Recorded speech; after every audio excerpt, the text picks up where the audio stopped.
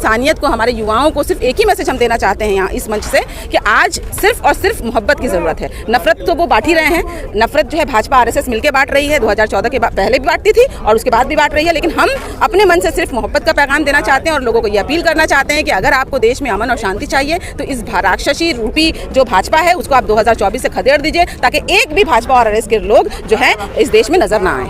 BJP কে মানুষ প্রত্যাখ্যান করেছে, অস্তিত্ব বিলুপ্তর পথে। বাংলায় যেমন বিজেপি মাইক্রোস্কোপিক দলে পরিণত হয়েছে, এই দলের অস্তিত্ব আর নেই।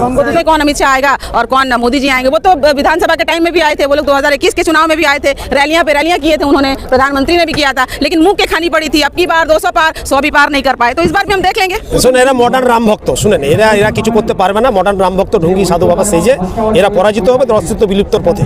বা ইন্ডিয়া জোট শক্তিশালী হলে এরা কেউ টিকতে পারবে না। সাম্প্রতিক নির্বাচন হিসাব দেখেন, সবাই যদি বিরোধী জোট এক হয়ে জিততো তো বিজেপি একটাও ক্ষমতা রাজ্যে আসতো না। This is the right time कि माइनॉरिटी को एक जगह होने की जरूरत है, हमें एकता की ताकत को दिखाने की जरूरत है। और आपने अपने जैसे स्टार्ट में कहा कि बीजेपी को हराया नहीं जा सकता, तो बीजेपी भगवान नहीं है। আমি যখন বিজেপিতে ছিলাম তখন আমরা শুনতাম তারা বলতো সংবিধান লিখেছে একজন মাইনরিটি, সংখ্যালঘু। কে সে? না আম্বেদকর। তার কি ধর্ম ছিল? সে বুদ্ধিস্ট ছিল। সেই বুদ্ধিস্ট একজন সংবিধান লিখেছে বলে তাদের রাগ এবং বলেন সেই জন্য এটা হচ্ছে সেকুলার হয়েছে ভারতবর্ষ। যদি আমাদের কেউ লিখতো তাহলে হিন্দু ভারতবর্ষ হতো। সেই লক্ষ্যে এখন নরেন্দ্র মোদী, অমিত শাহ আমাদের যে স্বপ্নের ভারতবর্ষ, সেই ভারতবর্ষকে ভেঙে চুরে তছনছ করে দিতে চাইছেন, সংবিধানকে বদলে দিতে চাইছেন এবং তার প্রধান বাধা হচ্ছে পশ্চিমবঙ্গ।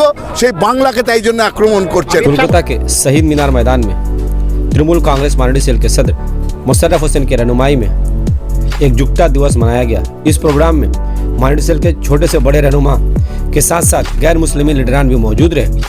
इस मौके पर वजीर सिद्दुकुल्ला चौधरी, एमएलए इदरीस अली के अलावा और कई एमएलए भी मौजूद रहे और यूं में एकजुटता के बारे में अपने ख्याल का इजहार किया। वहीं कोलकाता कॉर्पोरेशन के पार्षद अमीरुद्दीन बॉबी, जसीमुद्दीन, सना अहमद व दीगर भी मौजूद रहे। आज के इस प्रोग्राम में पूरे मगरबी बंगाल से हजारों की तादाद में तृणमूल कारकुनान मौजूद हुए। इस प्रोग्राम के मुंतजमीन मुस्तफ़ीज हाशमी, सूफिया खान, मुराद एस महमूद, दानिश नियाजी व दीगर रहे, जिन्होंने बखूबी अपने फ़राइज़ को अंजाम दिया और प्रोग्राम को पुरअमन तरीके से कामयाब बनाने में मदद की। वजह है कि वज़ीर आला ममता बनर्जी सोमाली बंगाल के दौरे पर हैं।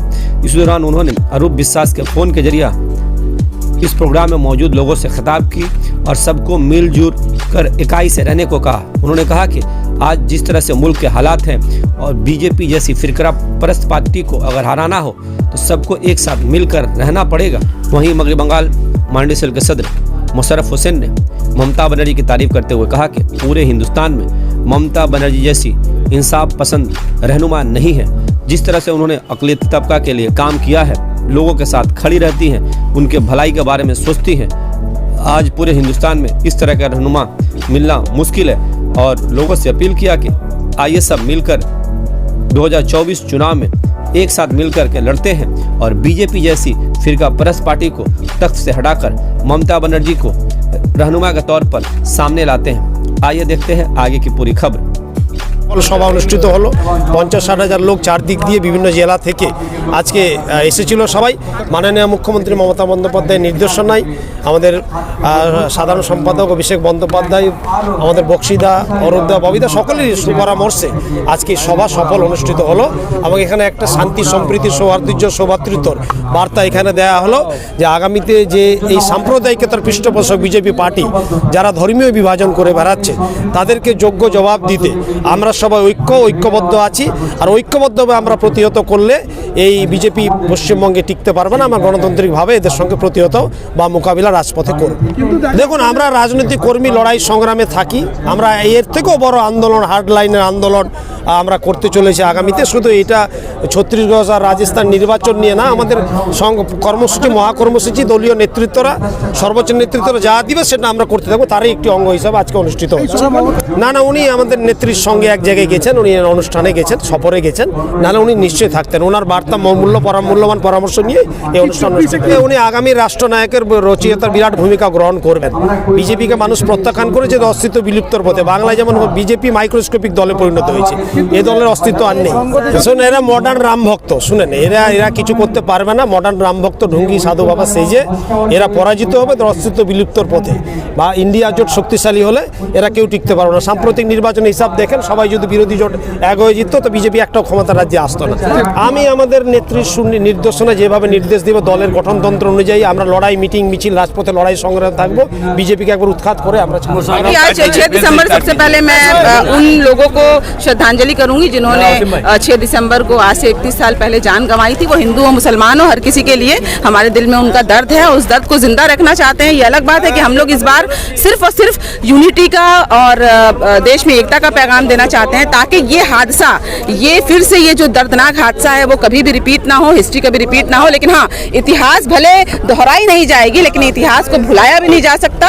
तो मैं सबसे पहले हमारी मुख्यमंत्री ममता बंदोपाध्याय और अभिषेक बंदोपाध्याय की बहुत बहुत आभारी हूँ कि हर साल वो मुसलमानों के साथ, वो माइनॉरिटीज़ के साथ खड़ी होती हैं और उनके दर्द को वो हर वक्त महसूस करती हैं। और यहाँ पर आज हमने देखा कि हमारे जो तृणमूल माइनॉरिटी सेल के जो प्रेसिडेंट हैं मुशर्रफ जी, उन्होंने बहुत ही अच्छे से ये प्रोग्राम को ऑर्गेनाइज किया और एक ही संदेश हमने देने की कोशिश की। हम जितने भी स्टेट कमेटी के और माइनॉरिटी के जो मेंबर्स हैं, उन्होंने एक ही मैसेज दिया है कि पूरे देश में, आज पूरे देश में नहीं बल्कि पूरे विश्व में हम देख रहे हैं किस तरीके से इसराइल फिलिस्तीन में भी जो चीज़ें घट रही हैं, यहाँ पे सिर्फ इंसानियत का खून हो रहा है, वो देश में हो विदेश में हो। तो आज इंसानियत को, हमारे युवाओं को सिर्फ एक ही मैसेज हम देना चाहते हैं यहाँ इस मंच से कि आज सिर्फ और सिर्फ मोहब्बत की ज़रूरत है। नफरत तो वो बांट ही रहे हैं। नफरत जो है भाजपा आरएसएस मिलकर बांट रही है, 2014 के पहले भी बांटती थी और उसके बाद भी बांट रही है। लेकिन हम अपने मन से सिर्फ मोहब्बत का पैगाम देना चाहते हैं और लोगों को ये अपील करना चाहते हैं कि अगर आपको देश में अमन और शांति चाहिए तो इस राक्षसी रूपी जो भाजपा है उसको आप 2024 से खदेड़ दीजिए, ताकि एक भी भाजपा और आरएसएस के लोग जो है इस देश में नजर ना आए। देखिए सबसे बड़ी बात है कि आज हम कोई राजनीति करने के लिए नहीं खड़े हैं, बल्कि हम लोगों ने 6 दिसंबर का दिन, चूंकि ये बहुत ही दर्दनाक एक वाकया गुजरा था आज 6 दिसंबर को, ये सब लोग वाकिफ हैं, तो हमने इस दिन को इसलिए चुना है कि हम लोग नफरत को याद नहीं कर रहे हैं। हम लोग सिर्फ ये चाहते हैं कि यहाँ से यूनिटी हो, यहाँ से लोगों में पैगाम जाए कि हम, जैसा आपने देखा यहाँ पे ज़्यादातर जो है आपके धर्म गुरु थे, जो लोग किसी भी राजनीतिक पार्टी से जुड़े हुए नहीं हैं, वो हिंदू भी थे, मुस्लिम भी थे, बौद्ध के लोग थे, क्रिश्चियन कम्युनिटी को रिप्रेजेंट कर रहे थे। तो इन लोगों के माध्यम से हम बस यही कहना चाहते हैं कि सारे लोग अगर मंच पे, अगर सारे लोग एक साथ बंगाल में रह सकते हैं तो पूरे देश में क्यों नहीं रह सकते हैं। तो बंगाल से सीखने की ज़रूरत है पूरे देश को, खासकर राज्य जहाँ पर भाजपा का राज्य, भाजपा का शासन है, वहाँ पे लोगों को सीखने की ज़रूरत है कि आइए देखिए बंगाल का मॉडल, और बंगाल को मॉडल को आप लोगों को अपनाना चाहिए, ताकि जितने भी लोग हैं वो अमन शांति से देश में रहें। कहीं पर भी किसी को खान पान के लिए ना मारा जाए, कपड़े पहचान कर ना मारा जाए, दाढ़ी टोपी के लिए ना मारा जाए, हिजाब के लिए प्रोटेस्ट ना हो किसी भी तरीके से। तो हम यही चाहते हैं। उन्होंने तो 2019 और 20 के बीच में भी कहा था, लेकिन मुंह की खानी पड़ी, उनको जो है अपने इरादों को रोकना पड़ा। तो अगर वो आएंगे तो फिर देखा जाएगा, फिर से हम आंध्र रस्तों पर उतरेंगे, फिर से शाहीन बाग बनेगा, फिर हम महिलाएं तो हैं ही, हम लोग संभाल लेंगे। उसके बाद देख लेंगे कौन अमित शाह आएगा और कौन मोदी जी आएंगे। वो तो विधानसभा के टाइम में भी आए थे, वो लोग 2021 के चुनाव में भी आए थे, रैलियां पे रैलियां किए थे उन्होंने, प्रधानमंत्री ने भी किया था, लेकिन मुंह के खानी पड़ी थी। अब की बार 200 पार 100 भी पार नहीं कर पाए, तो इस बार भी हम देख लेंगे। ভারতের ইতিহাসে এই কালো দিনটাকে লিখেছিল আরএসএস আর বিজেপি মিলে, যে সম্মিলিত ভারত, সংযুক্ত ভারত, সেই ভারতকে ভেঙে চুরে দেওয়ার একটা পরিকল্পনা করেছিল এবং সেই পরিকল্পনা এখনো চলছে। আমি যখন বিজেপিতে ছিলাম তখন আমরা শুনতাম তারা বলতো সংবিধান লিখেছে একজন মাইনরিটি, সংখ্যালঘু, কে সে না আম্বেদকর, তার কি ধর্ম ছিল, সে বুদ্ধিস্ট ছিল, সেই বুদ্ধিস্ট একজন সংবিধান লিখেছে বলে তাদের রাগ, এবং বলেন সেই জন্য এটা হচ্ছে সেকুলার হয়েছে ভারতবর্ষ। যদি আমাদের কেউ লিখতো তাহলে হিন্দু ভারতবর্ষ হতো। সেই লক্ষ্যে এখন নরেন্দ্র মোদী, অমিত শাহ আমাদের যে স্বপ্নের ভারতবর্ষ, সেই ভারতবর্ষকে ভেঙে চুরে তছনছ করে দিতে চাইছেন, সংবিধানকে বদলে দিতে চাইছেন, এবং তার প্রধান বাধা হচ্ছে পশ্চিমবঙ্গ। সেই বাংলাকে তাই জন্য আক্রমণ করছেন। অমিত শাহ বলেছে সিএ লাগু হবে এখানে, কি বলবেন আপনি? চেষ্টা করে দেখুন না, 5 বছর ধরে তো তিনি লড়খাড়াচ্ছেন, তিনি পারলেন না তো সিএ লাগু করতে। কারণ যেদিন আইন পাশ করেছিলেন সেদিনই মমতা বন্দ্যোপাধ্যায় বলেছিল দেহে এক বিন্দু রক্ত থাকতে সিএ চালু হতে দেব না, তাই চালু হয়নি। অমিত শাহ মিটিংয়ে এসে কথা বলে বাড়ি চলে যান, আর সিএ এর কথা আর বলেন না। তার কমিটি তৈরি হয়নি, রুল ফ্রেমিং হয়নি, এবং মিথ্যে কথা বলে যাচ্ছেন। পারবেন না করতে, চ্যালেঞ্জ রইল। সিএ ভারতবর্ষ মেনে নেবে না, পশ্চিমবঙ্গ তো মানবেই না। এবং আমি প্রশ্ন করতে চাইছি, সিএ আপনারা চালু করবেন, এমন একজনকে দেখান যার কাছে আধার, ভোটার কার্ড, প্যান কার্ড ছাড়া নাগরিকত্বের কোনো অন্য সার্টিফিকেট আছে। মোদির কাছে আছে? কে দেবে? অমিত শাহর কাছে আছে যে তিনি নাগরিক, এই 3টে কার্ড ছাড়া। আর যাদের কথা বলছেন তাদের কাছেও আধার আছে, তাদের কাছেও ভোটার আইডি আছে, ভোটার আইডি কার্ড আছে, তাদের কাছেও প্যান কার্ড আছে। এইসব আজে বাজে কথা বলে লাভ নেই। মানুষকে ভুল বোঝানোর চেষ্টা করছে আর দেশকে ভাঙার চেষ্টা করছে। देखिए बीजेपी भगवान तो नहीं कि उसको रोक नहीं सकते, वो भी इंसानों की पार्टी है और तृणमूल पार्टी भी इंसानों की पार्टी है। डिफरेंस ये है कि उनकी सोच की, वो डिवाइड एंड रूल की पॉलिसी फॉलो करते हैं और तृणमूल पार्टी हमेशा से यूनिटी का वो फॉलो करती आई है। और इसका परफेक्ट एग्जांपल आपको बंगाल की सरजमी पे कल भी देखने को मिला होगा, आज भी मिलता है और कल भी इंशाल्लाह मिलेगा। बंगाल की पाक सरजमी पे हिंदू, मुस्लिम, सिख, ईसाई कल भी भाई थे, आज भी और कल भी रहेंगे। और बंगाल की सरजमी पे फेस्टिवल की खूबसूरती, सारे रिलीजन की फेस्टिवल की खूबसूरती अगर आपको देखना है तो आइए आप एक बार बंगाल में देखिए। बंगाल के रेड रोड में ईद की नमाज देखिए, बंगाल में पाक स्टेट में क्रिसमस की फेस्टिवल को देखिए, बंगाल में पूरा बंगाल घूमकर दुर्गा पूजा का उत्सव देखिए। तो ये है बंगाल की खूबसूरती। आपने एक चीज़ शायद नोटिस किया या नहीं किया, आपने कॉमन पब्लिक में आप एक बार अगर आपने कैमरा घुमाया होगा, आप उसकी फुटेज को देखिए, आपको हर कम्युनिटी के लोग मिलेंगे आपको इस बार। ब्राह्मण कम्युनिटी से भी लोग थे, मुस्लिम कम्युनिटी से भी लोग थे, सिख कम्युनिटी से भी लोग थे, जैन कम्युनिटी से भी लोग थे।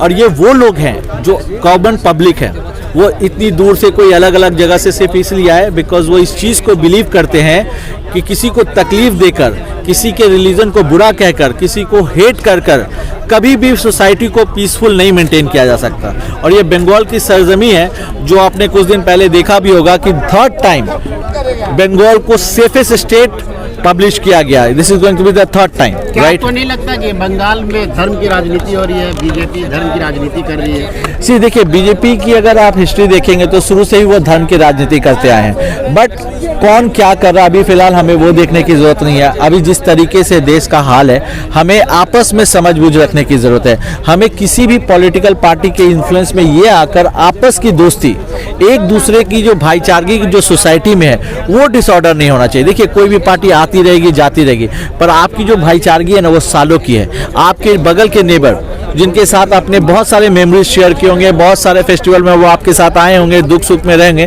तो किसी पॉलिटिकल इन्फ्लुएंस में आकर आप उस दोस्ती को, उस सोसाइटी के पीस को हैम्पर नहीं करें। हो रहा है तो इसलिए कि कहीं ना कहीं माइनॉरिटी में एकजुटता की कहीं ना कहीं कमी है।